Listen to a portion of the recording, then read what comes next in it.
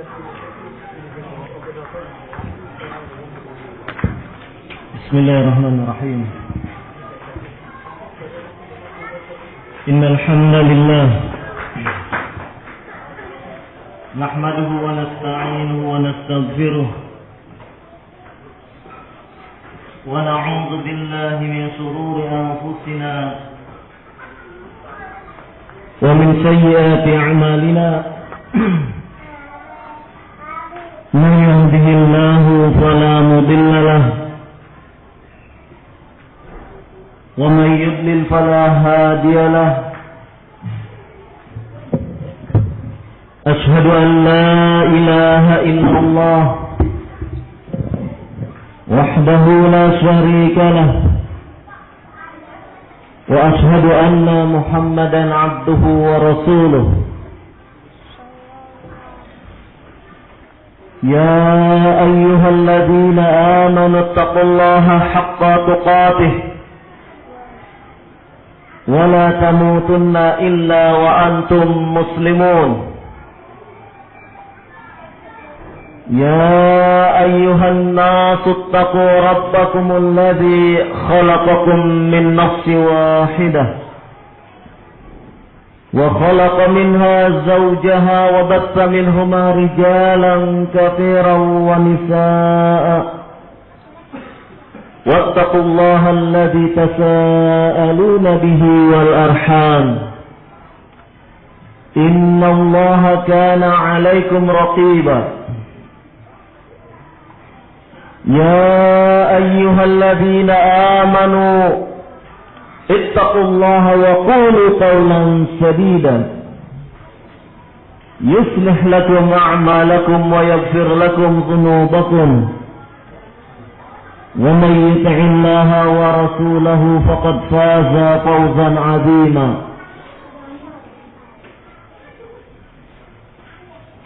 Ikhwan fillah a'azakumullah. Sepantasnya lah pada kesempatan siang hari ini kita memanjatkan puja dan puji syukur kepada Allah Subhanahu wa ta'ala atas segala karunia-Nya, atas segenap nikmat yang Allah limpahkan kepada kita semua. Walhamdulillah, pada kesempatan siang hari ini kita bisa mengadakan aktivitas ini, kajian dalam upaya untuk memperbaiki diri kita masing-masing agar bisa menjadi hamba-hamba Allah dengan sebaik-baiknya, agar bisa menjadi hamba-hamba Allah yang dikategorikan sebagai hamba-hambanya yang bertakwa, dan agar bisa menjadi hamba-hamba Allah yang muara daripada kehidupannya mendapatkan surga yang telah dijanjikan oleh Allah Subhanahu wa ta'ala kepada hamba-hambanya yang saleh, yang beriman, yang bertakwa.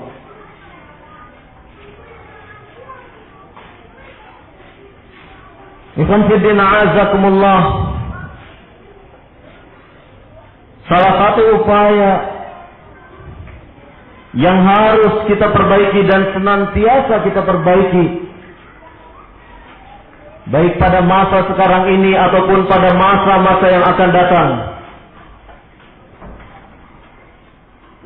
adalah dalam hal masalah pendidikan terhadap anak-anak kita. Pendidikan menyangkut hal-hal yang baik bersifat formal ataupun hal-hal yang terkait kepada sesuatu yang informal sifatnya. Karena sesungguhnya pendidikan anak adalah merupakan tanggung jawab kita semua, dan terutama sekali adalah kita sebagai orang tua, wali daripada anak tersebut. Allah Subhanahu wa ta'ala telah berfirman di dalam surat At-Tahrim ayat ke-6, Ya ayyuhalladzina amanu qu anfusakum wa ahlikum nara wa quduha an-nasu wal hijaratu 'alaiha malaikatun ghiladun shidadun la ya'suna Allaha ma amarahum wa yaf'aluna ma yu'marun. Wahai orang-orang yang beriman, jagalah diri kalian dan keluarga kalian dari siksa api neraka yang bahan bakarnya adalah manusia dan bebatuan, yang di dalam neraka tersebut terdapat malaikat yang sangar, yang keras, dan para malaikat tersebut tidaklah bermaksiat kepada Allah Subhanahu wa ta'ala, tidak melakukan kemaksiatan, kedurhakaan terhadap apa yang telah diperintahkan kepada mereka oleh Allah Subhanahu wa ta'ala. Dan para malaikat tersebut senantiasa menunaikan apa yang diperintahkan kepada mereka.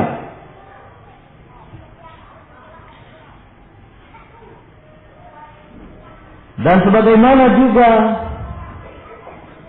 Rasulullah sallallahu alaihi wa ala alihi wasallam bersabda, kullukum ra'in wa kullukum mas'ulun 'an ra'iyatihi. فالرجل راع في بيته وهو مسؤول عن رعيته والمرأة راعية في بيت زوجها وهي مسؤولة عن رعيتها. Setiap diri kalian adalah pengembala, pemimpin, dan setiap pemimpin kelak akan dimintai pertanggungan jawabannya atas apa yang telah dipimpinnya. Maka seorang suami adalah pemimpin di rumahnya, dan dia bertanggung jawab terhadap apa yang dipimpinnya. Dan seorang istri adalah pemimpin di rumah suaminya, dan dia merupakan penanggung jawab atas apa yang dipimpinnya di dalam rumah suaminya. Dari ayat dan hadis Nabi sallallahu alaihi wa ala alihi wasallam, hadis yang dikeluarkan oleh Imam Muslim di dalam sahihnya, maka kita bisa memahami bahwasannya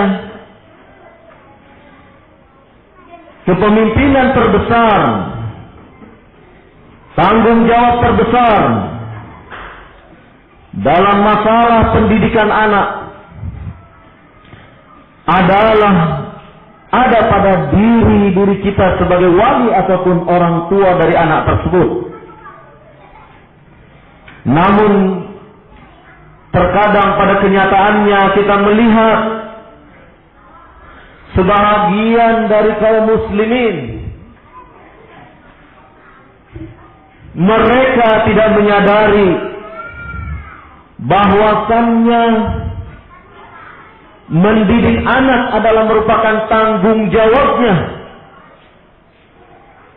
Dan akibat ketidaksadaran ini atau ketidaktahuannya, sebagian kaum muslimin beranggapan bahwasannya pendidikan anak itu adalah tanggung jawab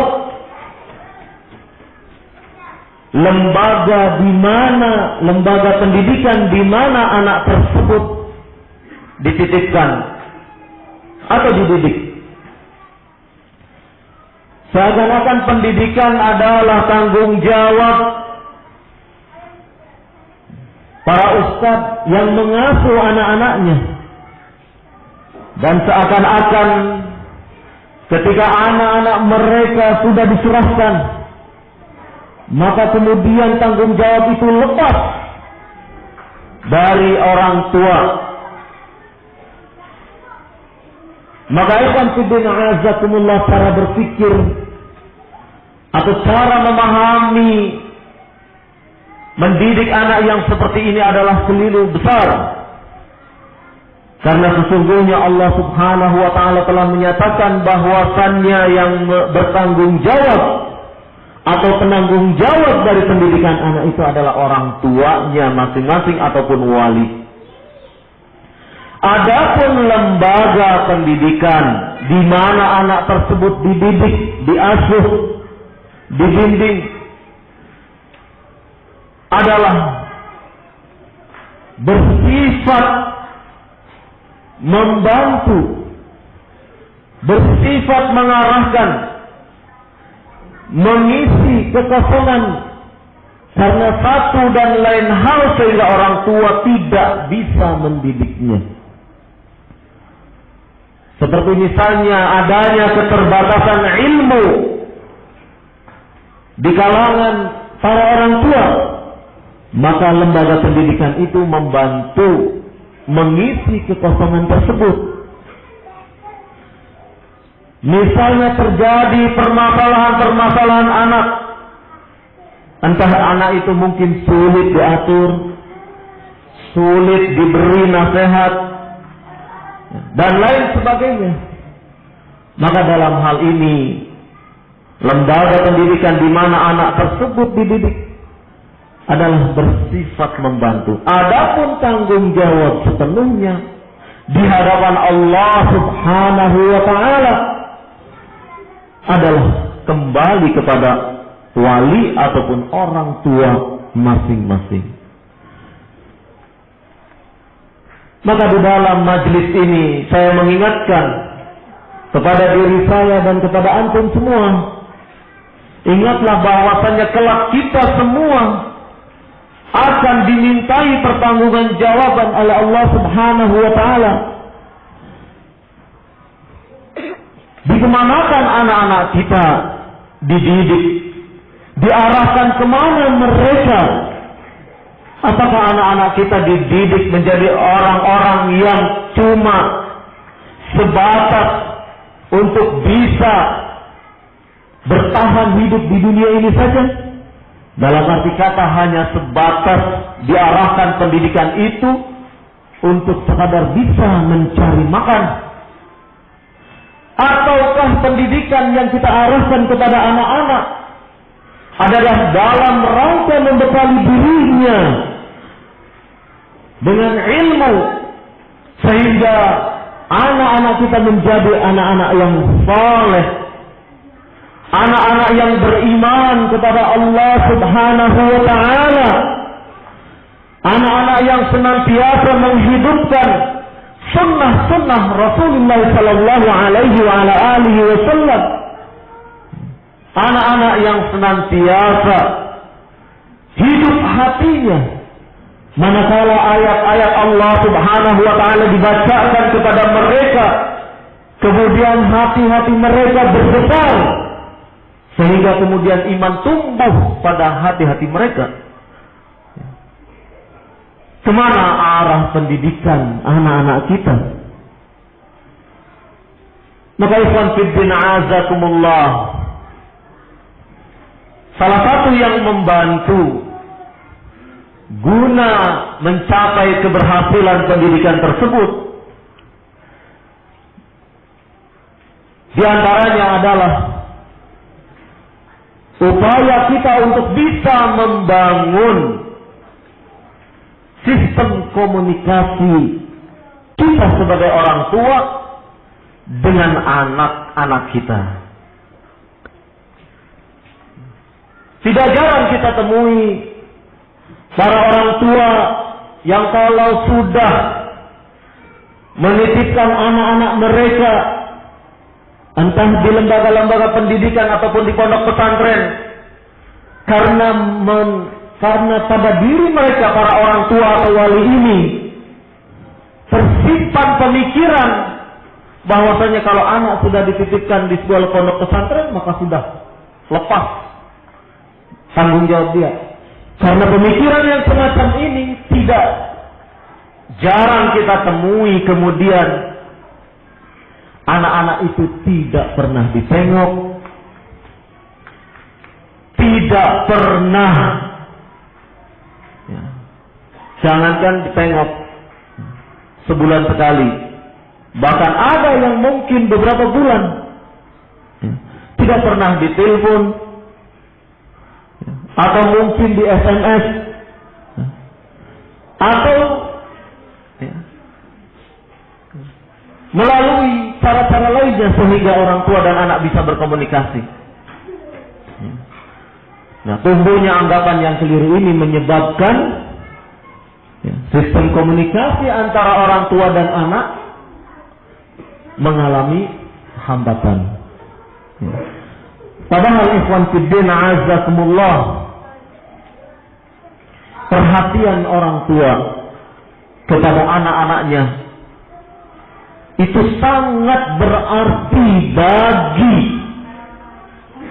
kesehatan rohani anak tersebut. Kalau kesehatan yang sifatnya fisik, ya, mungkin di pondok pesantren, ya, seperti di Darussalaf ini, misalnya di pondok pesantren Darussalaf ini, ya, kita bisa sediakan ruang kesehatan, kita bisa sediakan ikhwanna yang Allah berikan kemampuan ilmu kesehatan kepada mereka, para dokter, para perawat, ya. Mungkin dari pihak ma'had atau pondok pesantren menyediakan hal-hal fasilitas-fasilitas tersebut, obat-obatan yang bisa dibeli secara murah, ya. Dan kita dapatkan dana obat-obatan itu dari uang sahriyah atau SPP santri yang kita potong setiap bulannya Rp2.000 adalah dalam rangka untuk pemeliharaan kesehatan. Kalau hal yang sifatnya fisik, mungkin besar kemungkinan pihak pondok pesantren atau pengelola pendidikan bisa memberikannya. Tetapi hal-hal yang sifatnya psikis, spiritual anak, rohani anak, peran orang tua belum tentu bisa digantikan oleh para pengasuh di pondok pesantren. Oleh karena itulah keterlibatan orang tua di dalam pendidikan anak di pondok-pondok pesantren itu amat sangat diperlukan. Ibaratnya perhatian orang tua kepada anak itu seperti halnya asupan nutrisi yang didapatkan oleh anak. Kalau orang tuanya datang menjenguk kepada anak,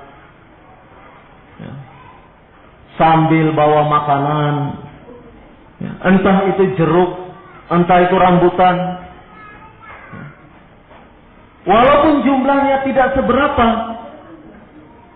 tetapi dengan kita memberikan sesuatu tersebut, ini sudah memperlihatkan bahwasannya kita sebagai orang tua ikut memperhatikan terhadap keadaan anak.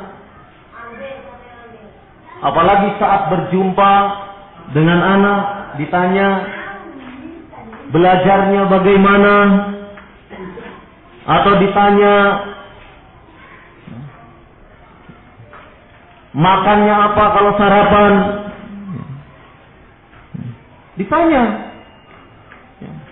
Jangan-jangan makannya cuman tempe saja setiap hari. Atau makannya setiap hari sate, sayur terong. Maka mungkin orang tua dengan keadaan makanan yang demikian kurang bisa memberikan masukan-masukan kepada pihak pondok. Kok makannya seperti itu terus? Bagaimana anak bisa maju? Setiap hari dipacu hafalannya, menghafal sekian ayat, belajar sampai malam. Kok asupan gizinya seperti itu? Bisa, boleh. Dan tidak ada larangan memberikan masukan kepada pihak pondok seperti itu. Bahkan pihak pondok akan sangat amat berterima kasih karena kesulitan-kesulitan pondok sudah diperhatikan. Tinggal nanti kan pihak pondok bertanya, bagaimana ya solusinya? Ya. Kalau dinaikkan SPP-nya, uang sahriyahnya, para orang tua jerit-jerit. Ya. Bahkan sebagian belum juga dinaikkan, baru terdengar berita, sudah datang ke pondok untuk minta keringanan. Ya, kita bisa memaklumi masing-masing kesulitan kita. Masing-masing kesulitan kita bisa memahami. Oleh karena itulah, inti daripada apa yang saya bicarakan ini adalah pentingnya kita mengkomunikasikan sesuatu dengan sebaik-baiknya. Termasuk diantaranya mengkomunikasikan apa yang diinginkan oleh pihak orang tua dan apa yang ada atau diinginkan oleh pihak anak. Sehingga perhatian orang tua kepada anak bisa menjadi nutrisi gizi bagi keadaan rohaninya. Anak-anak itu senang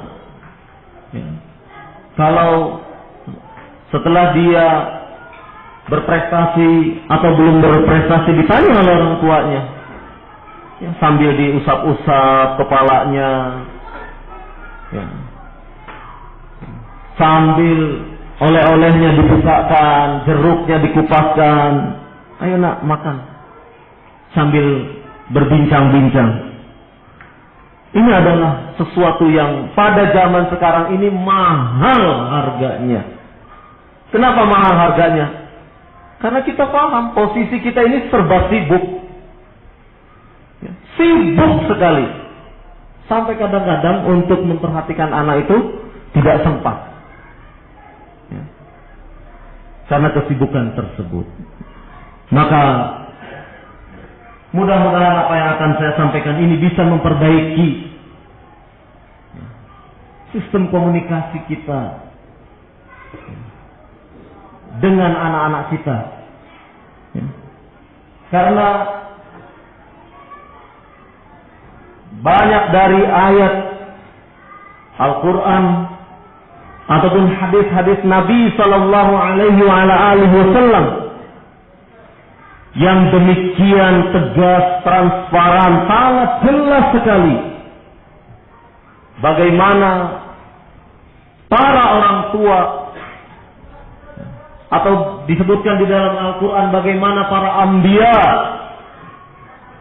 begitu tajamnya perhatian mereka kepada anak-anaknya,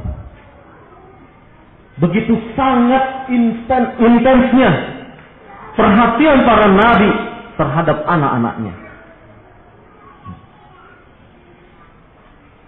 Bisa dilihat misalnya bagaimana Nabi Ibrahim alaihi salatu wassalam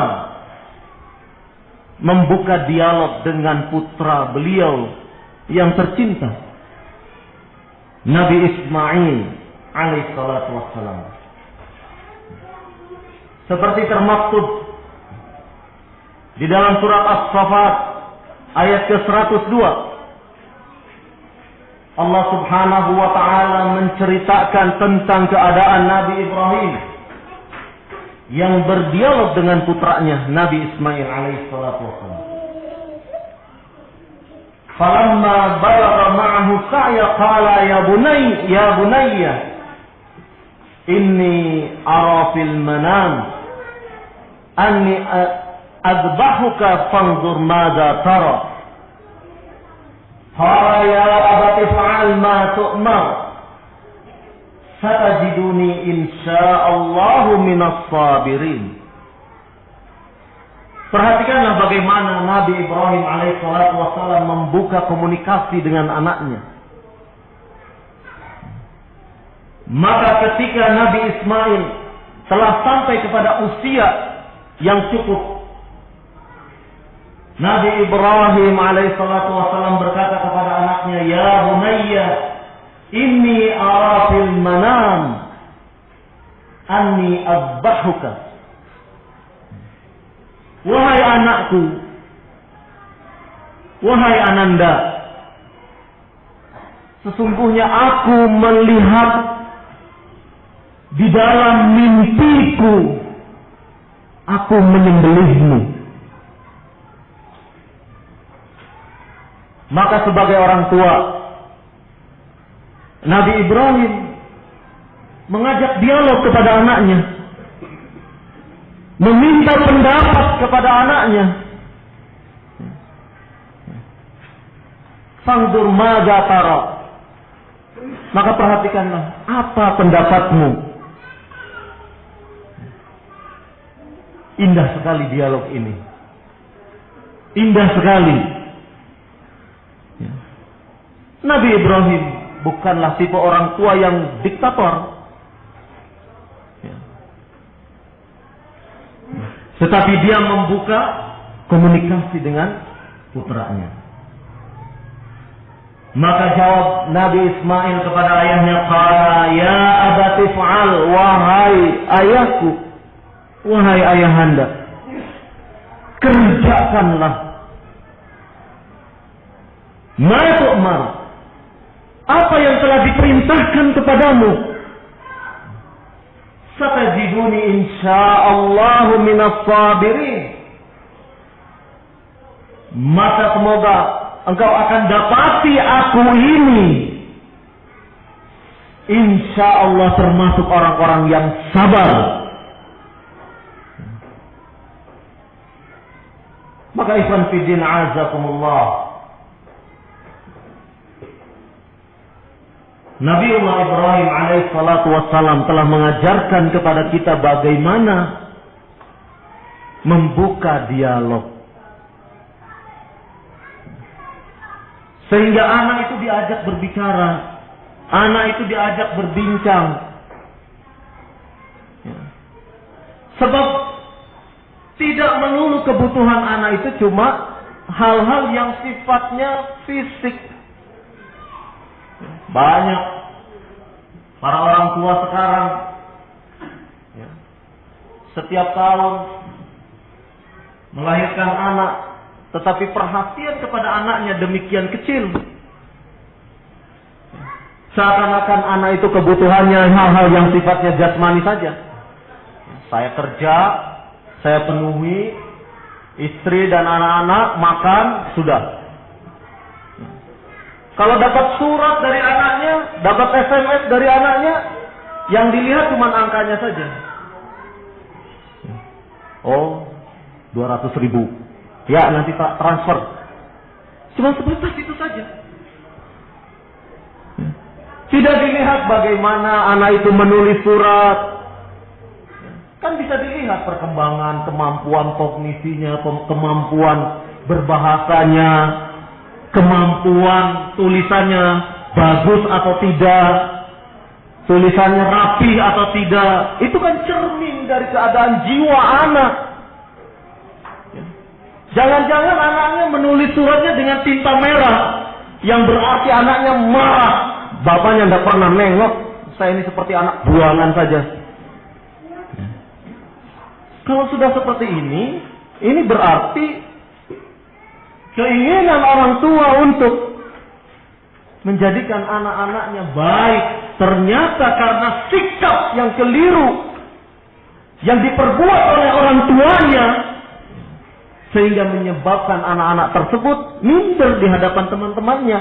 Teman-temanku begitu ditengok oleh ayahnya, ditengok ibunya, sementara aku ya, termenung seorang diri, memikirkan ayahnya, ibunya, kok nggak pernah nelpon, kok nggak pernah SMS.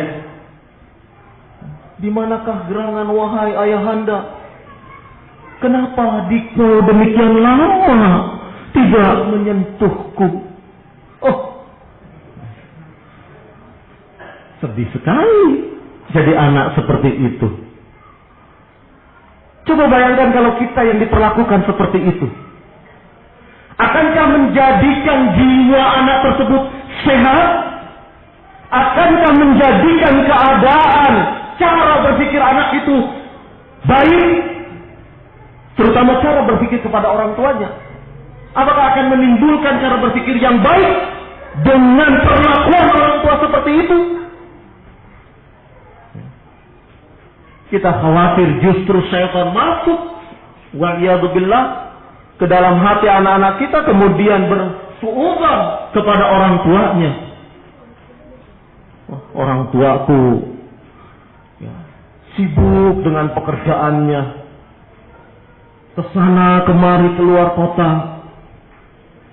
Apalagi orang tuaku sibuk, istrinya ada yang di Medan, istrinya ada yang di Ujung Pandang, istrinya ada yang di Papua, istrinya ada yang di Solo. Wah, sibuk memperhatikan istrinya sementara daku seorang diri. Maka ikhwan fillah azakumullah, tidak demikian sikap orang tua. Ya. Ketika dia diberi amanah oleh Allah Subhanahu wa ta'ala dengan seorang anak atau dengan beberapa anak, maka dia harus siap dengan segala konsekuensinya mengantarkan anak tersebut menjadi anak-anak yang soleh, yang beriman, yang bertakwa. Terlepas dari nanti anak tersebut bandel dan susah diaturnya, tetapi kita sebagai orang tua sudah bersusah payah, sudah berusaha sekuat mungkin untuk mengantarkan mereka menjadi anak yang soleh. Adapun kemudian anaknya ternyata qaddarallahu ma syafa'a wal yadzubillah, ternyata ya malah seperti itu, sebagaimana yang tidak kita inginkan. Ya. Itu adalah hidayah wa taufiq minallah. Sebagaimana Nabi Nuh alaihi salatu wassalam, sebagai orang tua dia terus berusaha membimbing anaknya. Bahkan ketika anaknya pun sudah tenggelam, sudah mati, Nabi Nuh alaihi salam tetap berusaha untuk mencoba memohon kepada Allah agar bisa memberikan yang terbaik bagi anaknya.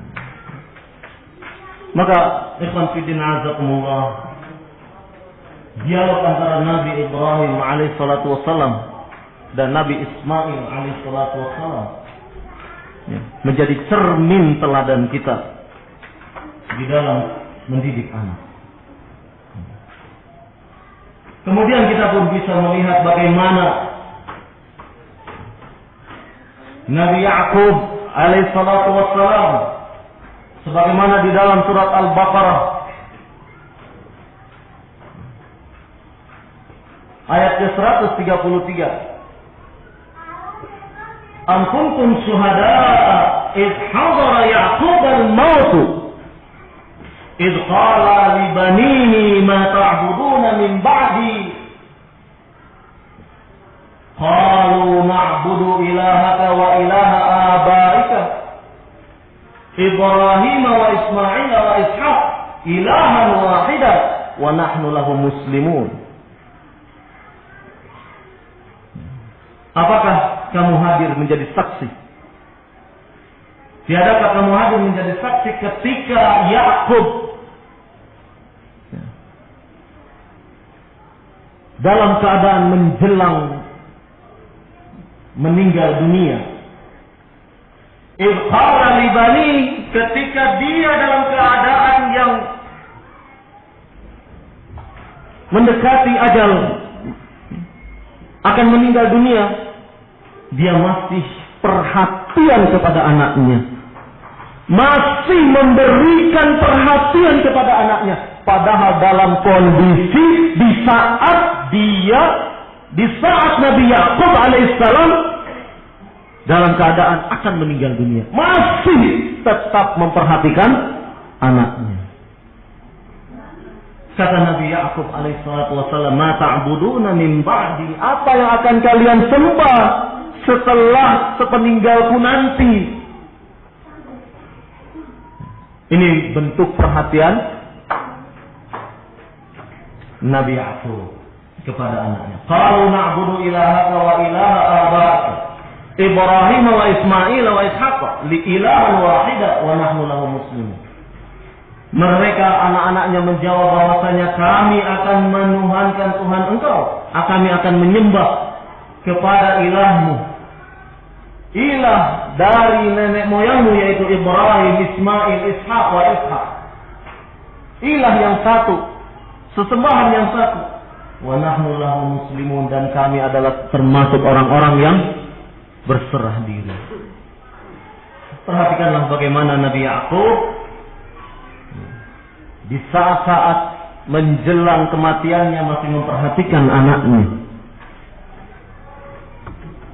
Dan bagaimana pula Nabi Nuh alaihi salatu wassalam, sebagaimana diungkapkan di dalam surat Hud ayat ke-42 dan 43. Allah Subhanahu wa taala berfirman, "Wa hiya tajri bihim fi mawjikal jibal wa nada Nuh ibnahu wa kana fi ma'zilin ya bunayya kam ma'ana wa la takum ma'al kafirin." Dan ketika perahu tersebut melaju di atas gelombang yang bagaikan gunung, maka Nuh menyeru, memanggil anaknya, yang ketika itu anaknya berada di posisi yang menurut dia tidak tersentuh air. Maka kata Nuh alaihi salatu wasalam, "Ya bunayya kam ma'ana." Wahai anakku, wahai ananda, mari bersama kami naik ke perahu. Wala takum ma'al kafirin, dan janganlah sekali-kali engkau bersama orang-orang yang kafir. Qala, maka jawab anaknya, "Sa'awi ila jabalin ya'simuni minal ma'." Aku akan berada di atas gunung yang dengan keberadaanku itu aku akan terlindungi, terjaga dari air banjir. Maka kata Nabi Nuh alaihi salatu wassalam, "La asimal yawma," tidak ada yang bisa memberikan perlindungan pada hari ini, min amrillah, dari perintah Allah Subhanahu wa taala, illa man rahimah, kecuali orang yang dirahmati. Wa hala bainahumal mawju fakana minal mughraqin, dan kemudian keduanya dipisahkan oleh gelombang yang dahsyat, oleh ombak, fakana minal mughraqin, dan anaknya Nabi Nuh termasuk orang-orang yang ditenggelamkan oleh Allah Subhanahu wa taala. Mari kita perhatikan bagaimana Nuh alaihi salatu wassalam memperhatikan anaknya dalam keadaan kondisi yang demikian kritis. Dia masih memperhatikan anaknya. Demikian juga kisah Nabi Yusuf alaihi salatu wassalam kepada ayahnya yang curhat mengadukan tentang mimpinya. Sebagaimana di dalam surat Yusuf ayat ke-4 dan ke-5. "Idh qala Yusuf li abihi ya abati inni ra'aitu ahada 'ashara kawkaban wasyamsa wal qamara ra'aituhum li sajidin." ingatlah ketika Yusuf berkata kepada ayahnya, lihat dialog para anbiya, para nabi Allah Subhanahu wa taala berdialog. Dan ingatlah ketika Nabi Yusuf alaihissalatu wassalam berbicara kepada ayahnya, ya abati, wahai ayahanda, inni ra'aitu ahada asyara kawkaban, sesungguhnya aku melihat 11 bintang, wasyamsa dan matahari, wal qamara dan bulan. Ra'aituhum li sajidin, aku melihat mereka semua bersujud kepadaku. Qala, maka nasihat ayahnya, qala ya bunayya la tuqsus ru'yaka ala ikhwatik. Wahai ananda, jangan kau kisahkan, jangan kau ceritakan mimpimu itu kepada saudara-saudaramu. Fayakidu laka kaidan inna syaitana lil insani aduwwun mubin. Maka niscaya mereka akan membuat tipu daya bagimu dengan sebenar-benarnya tipu daya. Inna syaitana lil insani aduwwun mubin. Sesungguhnya syaitan lil insani aduwwun mubin, kepada manusia dia merupakan musuh yang nyata. Kita lihat bagaimana Nabi Yusuf berdialog dengan ayahnya, dan bagaimana ayahnya memberikan perhatian terhadap masalah yang disampaikan oleh Nabi Yusuf alaihissalam. Contoh yang agung, teladan yang agung. Dan hendaknya kita seperti itu. Jangan kemudian anak kita mengadukan masalah. Abi, aku dinakali oleh temanku.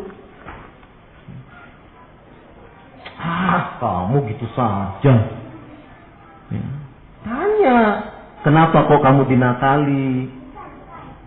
Kamunya nakal? Tidak. Aku makan roti, dipalak, diminta rotiku. Wah, kalau ada temanmu minta, hendaknya kamu bagi roti tersebut. Rasulullah SAW itu orang yang pemurah, orang yang dermawan. Kalau ada sahabat yang minta kepada Rasulullah SAW, Rasulullah pasti memberinya. Kamu mau punya akhlak seperti Rasulullah? Beri temanmu. Nah, karena kamu pelit, temanmu jadi nakal. Nah, sekarang kamu dinakali, temanmu jadi jahat. Untung tidak? Jadi bagus tidak? Tidak bagus. Maka amalkan sunnah Nabi Sallallahu Alaihi Wasallam. Indah sekali kalau orang tua punya seperti itu. Tidak, Abi aku dinakali anakku. Sikat saja, sikat. Abi di belakangmu. Kalau nanti kamu kalah, Abi lari. Nah.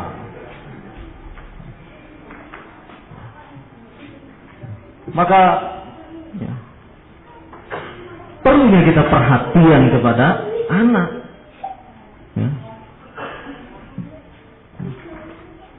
Sehingga anak itu merasa, oh di dekatku ada orang yang senantiasa memperhatikan.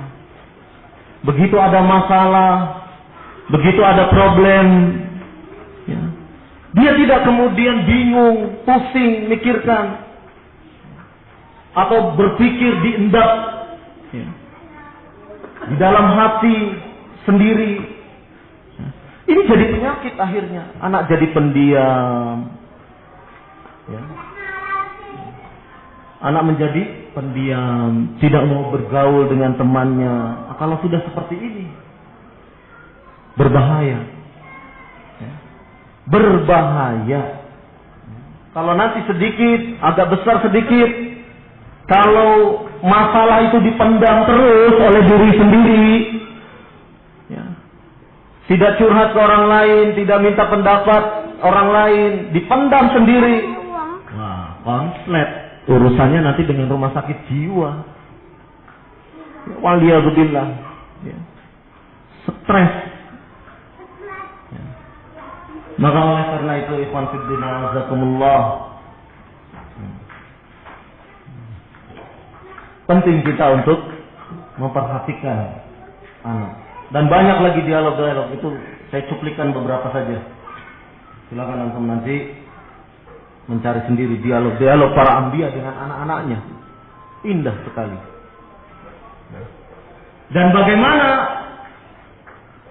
bentuk-bentuk komunikasi, cara-cara komunikasi. Rasulullah SAW telah mengajarkan kepada kita. Komunikasi itu tidak mesti harus dengan serius di depan anak, duduk di depan meja, kita di meja duduk juga di hadapan anak. Serius. Tidak harus dengan serius begitu. Kamu sudah sarapan? Belum, Pak. Kamu minum tadi pagi? Belum. Kamu belajar apa? Wah. Kalau komunikasinya seperti ini, enggak. Bukannya kebaikan yang ada, tapi ketegangan yang ada. Rasulullah SAW berkomunikasi dengan cara guyon. Pernah. Dalam sebuah hadis yang diriwayatkan dari Anas bin Malik radhiyallahu anhu, ketika ada seorang anak yang bermain-main dengan burungnya, ya burung masih kecil, kemudian burungnya itu mati, anak tersebut sedih. Kemudian Nabi SAW datang dan berkomentar, "Ya Aba Umair, ma fa'ala an-Nughair?" Wahai Aba Umair, apa yang telah dikerjakan oleh an-Nughair, yaitu burung kecilnya itu? Padahal burungnya ini mati. Tapi dicandai oleh Rasulullah SAW karena anak ini sedih, dicandai oleh Nabi SAW. Dalam rangka apa? Untuk menghiburnya. Ya, sambil bercanda, sambil guyon. Ini adalah bentuk salah satu cara berkomunikasi. Ya mungkin anak sambil tidur-tiduran, ya, sambil nyandar di badan kita, ya, atau apapun bentuknya. Ya. Itu adalah menunjukkan kedekatan kita kepada anak-anak kita. Jangan kemudian anak nyandar ke tubuh kita. Apa-apaan sih ini? Ya kalau anaknya tidak terkejut, nyosor, ya, kepalanya bocor malahan. Waliyadzubillah, nas'alullah as-salamah wal afiyah. Ini Rasulullah SAW sebagaimana hadis yang dikeluarkan oleh Imam Bukhari, hadis ke-6129, dan di dalam riwayat Muslim hadis ke-215. Cara lainnya Nabi SAW berkomunikasi dengan anak dengan cara nasihat yang baik. Sebagaimana hadis dari Umar bin Abi Salamah radhiyallahu anhu, dia berkata, "Kuntu gulaman fi hijri Rasulillah sallallahu alaihi wa alihi wasallam, wa kanat yadi tatishu fi as-saffah." فقال لي رسول الله صلى الله عليه وسلم يا غلام سم الله تعالى وكل بيمينك وكل مما يليك. Hadis ini dikeluarkan oleh Imam Bukhari, hadis nomor 5376, atau di dalam riwayat Muslim nomor hadis 108.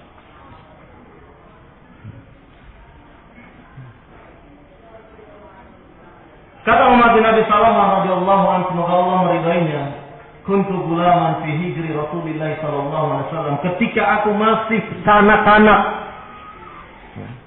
masih dalam asuhan Rasulullah sallallahu alaihi wasallam, kanat yadi tatisu fi shaffah, maka ketika itu tanganku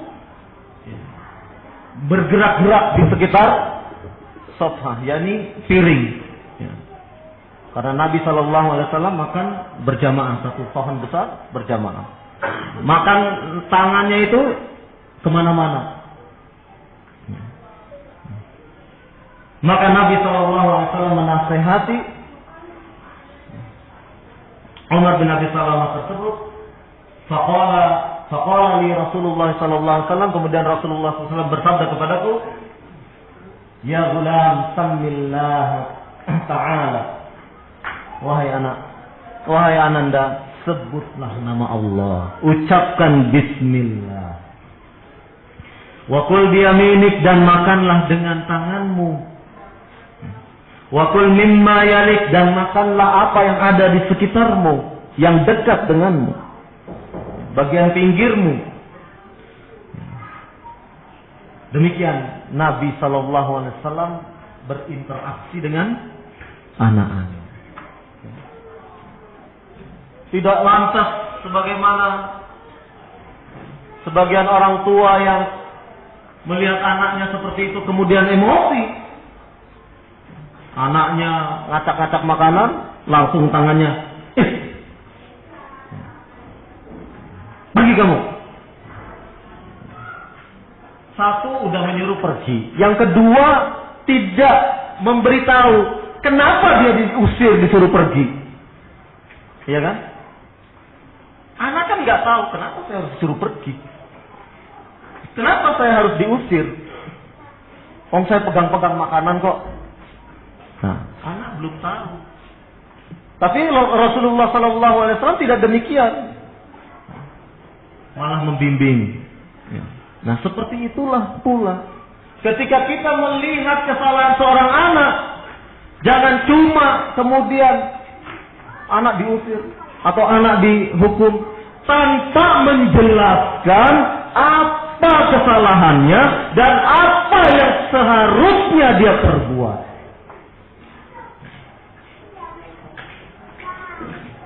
Jadi kalau anak melakukan kesalahan, jelaskan, kamu salah, kesalahanmu begini, begini, begini. Seharusnya kamu tidak begitu, tapi begini, begini, begini. Dijelaskan. Jangan model sebagian orang tua yang sekarang, kamu sudah memecahkan gelas karena kamu dihukum. Belum apa-apa sudah menghukum. Ya. Jadi orang tua itu seperti monster akhirnya di hadapan anak. Seperti monster.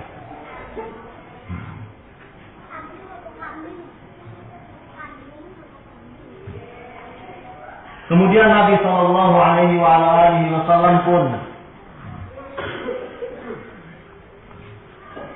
5 menit lagi.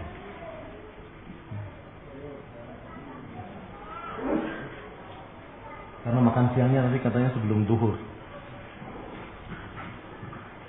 Ada makan siang kan? Iya. Ada pemberitahuan dari panitia tidak? Kalau tidak ada, ini bocoran dari saya.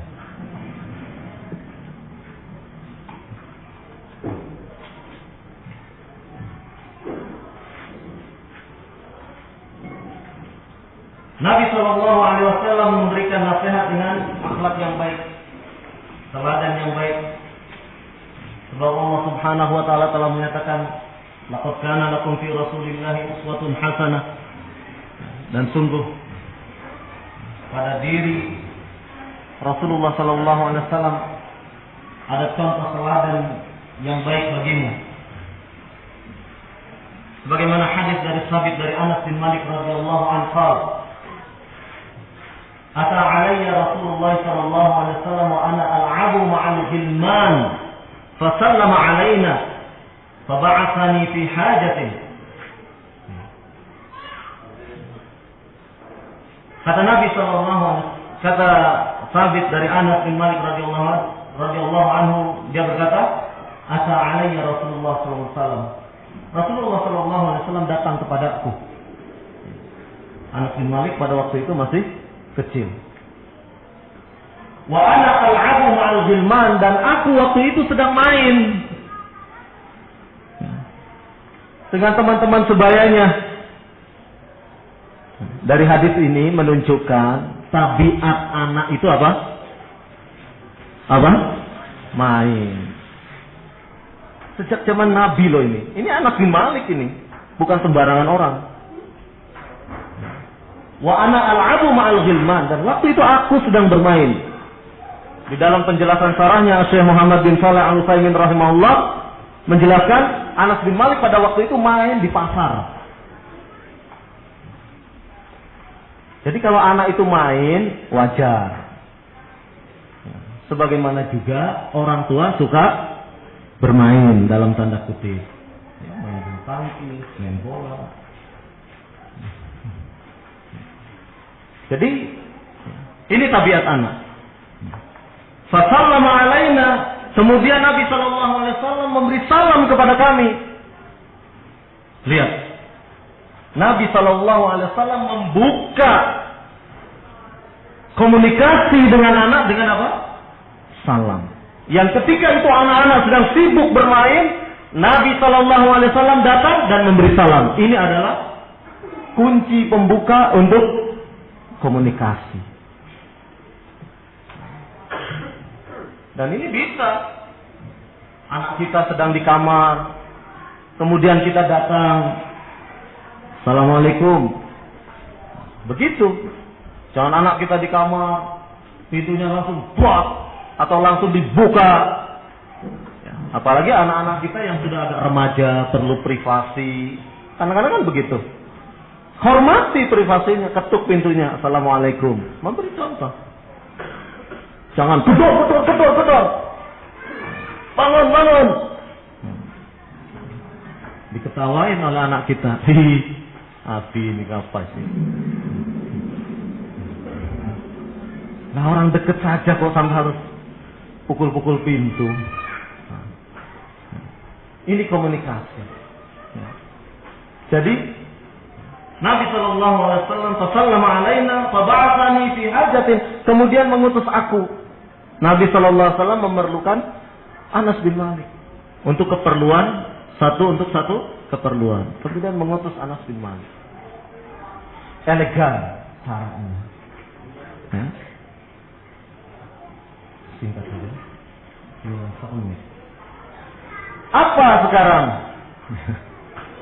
Apa urgensinya berkomunikasi? Apa pentingnya komunikasi sekarang? Kok dari tadi komunikasi. Satu, boleh catat, merupakan bentuk manifestasi dakwah. Kita berkomunikasi dengan anak adalah dalam rangka untuk arah dakwah. Allah Subhanahu wa taala telah berfirman, "Wa takum minkum ummatun yad'una ilal khair wa ya'muruna bil ma'ruf wa yanhauna 'anil munkar wa ulaika humul muflihun." Dakwah. Kalau ada nasihat yang ma'ruf untuk anak-anak, berikan, sampaikan. Kalau ada pelanggaran yang dilakukan oleh anak, beritahu kesalahannya, kemudian perbaiki. Ini sebagai bentuk daripada amar ma'ruf nahi munkar. Wa ulaika humul muflihun. Mereka itulah orang-orang yang menang.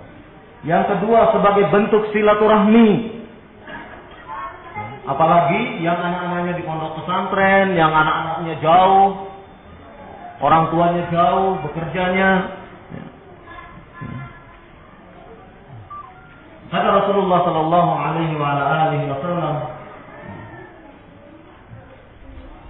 sebagaimana hadis dari Anas bin Malik radhiyallahu anhu, anna Nabi sallallahu alaihi wasallam qala, Nabi sallallahu alaihi wasallam bersabda, "Man ahabba ayyub fatalahu fi rizqihi." Barang siapa yang menginginkan atau menyukai rizkinya diluaskan, wa yunsalahu fi atharihi, dan kematiannya ditangguhkan atau kematiannya diperlambat, falyasil rahimuh, maka hendaklah dia menyambungkan tali silaturahmi, bersilaturahmi. Yang ketiga, berfungsi sebagai kanalisasi. Sebagaimana kisah Nabi Yusuf yang tadi kita baca. Nabi Yusuf alaihi salatu wasallam melakukan curhat kepada ayahnya tentang mimpinya. Kemudian ayahnya memberikan bimbingan, jangan mimpimu itu jangan diceritakan kepada saudara-saudaramu, karena ayahnya paham saudara-saudaranya Nabi Yusuf ini akan melakukan perbuatan makar. Ini curhat. Dan banyak sekali anak-anak yang perlu untuk mendapatkan perhatian semacam ini. Kanalisasi itu artinya apa? Kanal, saluran. Jadi kalau kita punya masalah tidak dikanalisasi atau tidak disalurkan maksudnya misalnya diadukan, curhat entah kepada orang yang kita percaya, entah orang tuanya, entah siapa. Tapi kita pendam sendiri. Nah, itu tidak ada proses kanalisasi. Akhirnya jiwa kita ini menahan masalah itu, dan kalau struktur kejiwaan kita tidak kuat, ini bisa konslet. Yang akibatnya apa? Harus berurusan dengan dokter jiwa. Karena apa? Terlalu kuat. Sementara struktur kejiwaannya lemah. Masalahnya terlalu kuat, struktur kejiwaannya lemah. Nah, kalau ada kanalisasi, bisa diceritakan, agak ringan dia. Ya, ceritakan, saya ini punya masalah, begini. Nah, sudah agak lega dia bercerita. Malam harinya tahajud, diadukan kepada Allah, lebih ringan lagi, masya Allah. Akhirnya jiwa ini sehat, stabil, insya Allah. Ini adalah proses kanalisasi. Dengan komunikasi itu, anak akan bisa curhat. Dari mulai sabunnya yang habis, dari mulai sikat giginya yang hilang, sampai kepada pelajarannya yang sulit, sampai kepada ustadz-ustadznya yang galak. Curhat kepada orang tuanya. Ini perlu ditampung yang semacam ini. Jangan biarkan anak sekecil itu berpikir sendiri. Ya, nanti imajinasinya yang keluar. Wah, guruku nakal, tak kasih pelajaran. Sandalnya diikat atau apa. Nah, itu. Akhirnya berimajinasi sendiri. Karena anaknya cerdas kok. Ya. Jangan dianggap kalau anak cerdas itu kadang-kadang nakalnya nggak terkendali. Sampai bingung kita bagaimana ini mengatasinya. Karena memang cerdas. Ya. Begitu. Kemudian juga sebagai wahana untuk mengetahui permasalahan yang ada. Kita bisa mengambil pelajaran yang demikian dari kisah Nabi Ibrahim dalam surat As-Saffat ayat 100. Bagaimana sekarang permasalahan bagaimana berkomunikasi yang baik? Yang pertama, hendaklah berkomunikasi dengan tenang, tidak dengan emosi. Sebagaimana Nabi SAW menasehati, la taghdab, berulang-ulang, jangan marah. Ya. Coba bayangkan kalau kita berkomunikasi dengan anak kita dalam keadaan marah-marah. Apakah ini komunikasi yang sehat? Tentu. Ya. Bukan komunikasi yang sehat yang seperti ini. Kemudian yang kedua, hendaknya berkomunikasi dalam suasana yang menyenangkan, dalam waktu yang tepat, dalam waktu yang nyaman. Ya, jangan anak sedang lapar, anak sedang kecapean, ayo terus diajak ngobrol. Ya, jawabannya nanti asal saja. Ya, tapi hendaknya ajak waktu-waktu yang sebagaimana Nabi Shallallahu Alaihi Wasallam bersabda, yassiru wa la tu'assiru, basyiru wa la tunaffiru. Permudah dan janganlah persulit. Senangkan, gembirakan dan janganlah menjadikan mereka lari. Dalam hadis yang dikeluarkan oleh Imam Bukhari di dalam sahihnya, hadis nomor 69. Yang ketiga, hendaknya berkomunikasi menggunakan bahasa yang baik dan benar. Ya, termasuk diantaranya berkomunikasi dengan santun. Sebagaimana firman Allah Subhanahu wa taala di dalam surat An-Nisa ayat 5, wa qulu lahum qawlan ma'rufa. Dan hendaklah mengatakan kepada mereka dengan perkataan yang ma'rufah, dengan yang baik, perkataan yang baik. Kemudian di dalam surat Al-Baqarah ayat 83, wa qulu lin-nasi husna, dan hendaklah kalian berbicara kepada manusia husna, dengan bahasa yang baik. Ya. Dan dalam hadis dari Adi bin Hatim radhiyallahu anhu, qala Rasulullah sallallahu alaihi wasallam, ittaqun nar walau bi syiqqin tamratin. Takutlah kalian kepada neraka meskipun hanya dengan sepotong kurma. Faman lam yajid, barang siapa yang tidak mendapatkan sepotong kurma tersebut, fa bi kalimatin thayyibatin, maka hendaklah dengan kalimat yang thayyibah, dengan kalimat yang baik. Ya. Komunikasi hendaklah dengan bahasa yang baik. Dan hadis dari Aisyah radhiyallahu anha, Aisyah radhiyallahu anha berkata, "Kana kalam Rasulullah sallallahu alaihi wasallam kalaman faslan yafhamuhu kullu man yasma'uhu." Adalah perkataan Nabi sallallahu alaihi wasallam, bicaranya Nabi sallallahu alaihi wasallam faslan. Faslan yakni mufassalan, ya, putus-putus.